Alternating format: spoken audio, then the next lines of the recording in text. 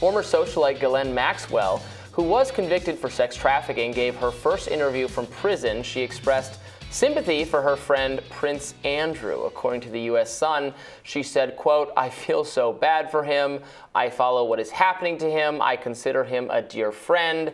I care about him." Maxwell is serving 20 years for sex trafficking teenage girls, allegedly helping convicted sex offender Jeffrey Epstein in his sex ring. Audio from a portion of Maxwell's interview with CBS's Daphne Barak is available. Let's listen to some of that. What do you think you made any mistake, or it's just a very bad luck? If you look back, where do you think you should have done something different? Meeting Epstein was the greatest mistake of my life, and obviously if I could go back today, I would avoid meeting him. And I would say that would be the greatest mistake I've ever made, and I would make different choices where I would work, obviously.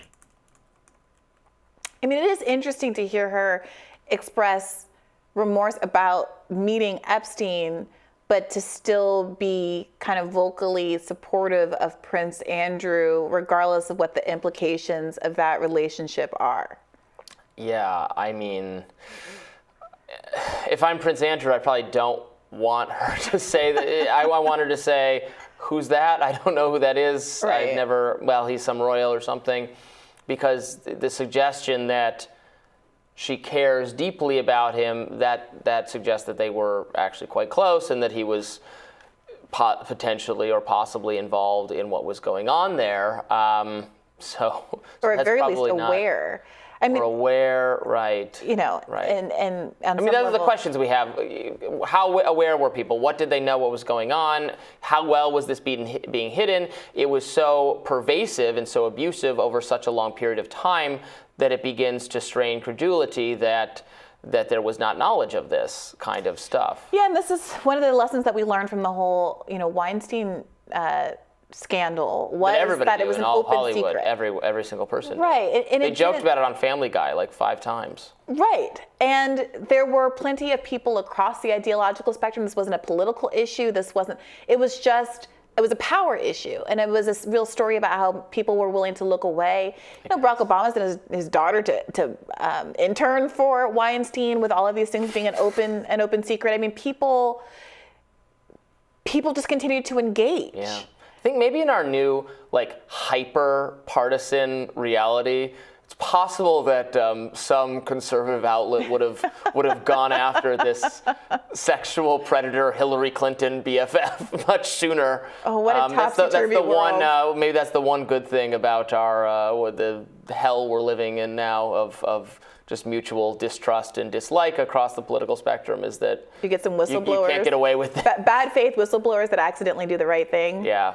Back to Epstein. It came up when we interviewed Ryan Grimm, and Emily Jashinsky and I interviewed, blanking on his name, Dershowitz, yeah. attorney for Epstein, mm-hmm. and we asked him some pointed questions mm-hmm. about how much he knew, and because he had this long relationship as an attorney, and he very defiantly said, the Hitler, Satan, they deserve representation. Mm-hmm. He has no qualms about offering Epstein the best legal advice he was entitled to, and as a due process advocate, sure, I think that's fair. He also said that he visited the various residences of Jeffrey Epstein, that there was massaging being done, although by professional massage people. It's so unhinged. I'm sorry, what world do these people live in where we're all just inviting our friends over to our houses for massages after we've been convicted in the first instance in the 90s or the early 2000s or late 90s right.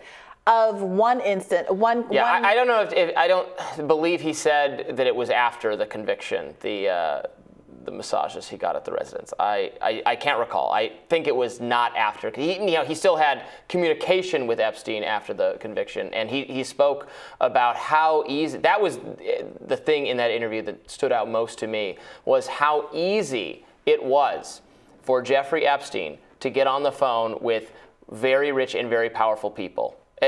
Easy. Bill Clinton. He called, Bill Clinton was going to answer. Yeah. I mean, again, that's going way back. That's going back before some of the before the conviction. But he wasn't completely unpersoned after the conviction, obviously. Yeah. So, we hadn't invented cancel culture yet, so. We hadn't. Somebody deserved to be canceled. Let me ask you this. I mean, there's been a lot of conversation about the Me Too movement as a kind of, there's been these retrospectives, was it good? Was it bad? Did it go too far? When you look back at how Epstein was thought of in the first part of this century versus now, and what he was able to get away with versus now, and how now there's kind of an open, at very least an open conversation about Prince Andrew, people holding up signs. Obviously, there was that protester at the Queen's funeral that we talked about who was, protesting the presence of Prince Andrew at the funeral. At the end of the day, even if there have been some overreaches, is that a victory of the Me Too movement, that people feel less comfortable perhaps living in this Dershowitz world where you can casually allude to the massages that you got at Jeffrey Epstein's house? Well, certainly it's a good thing when powerful people who did absolutely abhorrent things, abusive things, don't get away with it eventually. And we've made tremendous progress. It's good that it is harder to get away with sexual assault, sexual abuse. Certainly, that would not change my view that there were overreaches in the Me Too movement. Not the things we're talking about, but also, two issues. One is kind of more ordinary people facing what I would just describe as sexual misconduct disputes, where it is not clear exactly what happened. I mean, this is a situation that happens on college campuses a lot. Among young people, among high school students, sexting kind of thing. There's a lot of ordinary young adult behavior that is not ideal and just maybe deserves some kind of private condemnation or some kind of remedy, but shouldn't have you unpersoned for the rest of your life.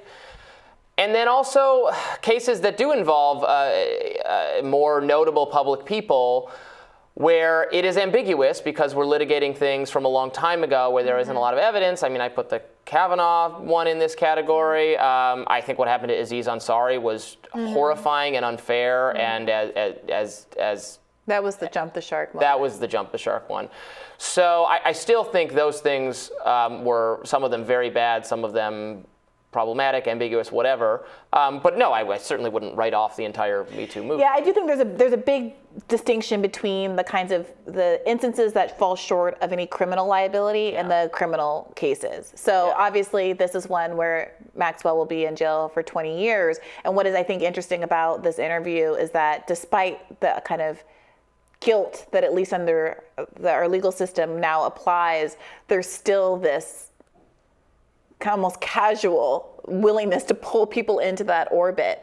And it is interesting to see that Prince Andrew still largely has escaped unscathed from all of this, but obviously we'll be continuing to follow updates. Escaped unscathed and has inherited some corgis, I believe. Is that where the corgis went? My understanding is that let's not wrap before we know the fate of the corgis. I think the corgis are going to Prince Andrew. The Queen's famous. That's his only. Googling, I'm just getting images. Why am I just getting images? Because people love to just look at a little short-legged dog. Prince Andrew to care for Queen's beloved corgis. Do we think that was a blessing or a curse? I don't know. Right. I took my dogs with me on some travel, by the way, over the weekend. I was at a conference in Miami, and I brought the pups along. Did fantastic in the airport, fantastic on the plane, fantastic at the hotel. So look, very, very proud of them. Maybe it was a gift. Maybe the Queen was saying, "Here's some dogs that'll help to rehabilitate your public image on my way out." Yeah. Oh well, we'll definitely have more Rising for you coming up next.